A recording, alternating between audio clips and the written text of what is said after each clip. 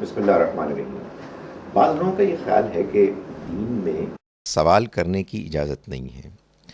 شاید ان کے ذہن میں یہ بات اس لیے ہے کہ قرآن مجید میں ایک آیت ہے کہ جس کا آغاز ایسے ہوتا ہے کہ تم سوال نہ کرو، اگرچہ کہ آیت کے آگے چل کے یہ بات واضح ہو جاتی ہے کہ اس آیت مبارکہ میں سورہ مائدہ کی ان سوالات کی ممانعت ہے کہ جن کے کرنے کے نتیجے میں انسان کو بجائے اس کے کہ کوئی فائدہ ہو، نقصان پہنچے۔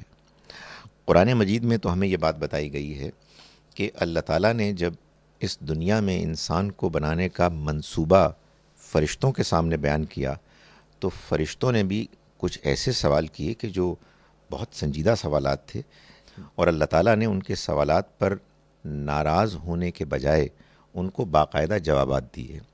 قرآن سے یہ معلوم ہوتا ہے کہ جس کو ہم ایمان کہتے ہیں اس کی اصل حقیقت انسان کو حاصل ہی ایسے ہوتی ہے کہ انسان غور کرتا ہے، انسان بات کو سمجھتا ہے، اس کو اگر کچھ الجھنیں ہوتی ہیں تو وہ سوال کرتا ہے، اور یوں وہ اپنے ایمان، اپنے دین کے فہم میں آگے بڑھتا ہے۔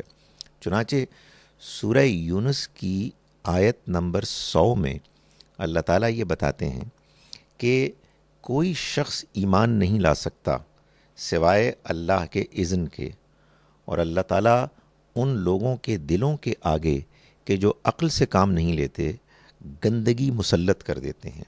یہ گندگی انسان کے اندر پیدا ہی اس طرح سے ہوتی ہے کہ جب انسان غور نہیں کرتا، سمجھتا نہیں ہے، تو اس کے ذہن کے اندر خیالات پیدا ہوتے ہیں اور وہ ضد میں مبتلا ہو جاتا ہے۔ چنانچہ قرآن مجید نے تو بار بار پڑھنے والوں کو یہ کہا کہ وہ غور کریں۔ چنانچہ قرآن کہتا ہے کہ افلا یتدبرون القرآن، کیا یہ لوگ قرآن پر غور نہیں کرتے؟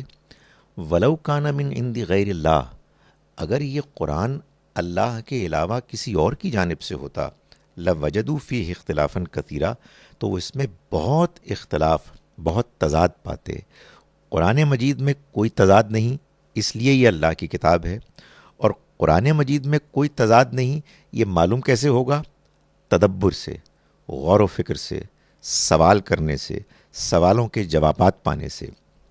چنانچہ ہم دیکھتے ہیں کہ سورہ بقرہ میں اللہ تعالیٰ نے اہل ایمان کے بہت سے سوالات بیان کیے اور خود ان کے جوابات دیے۔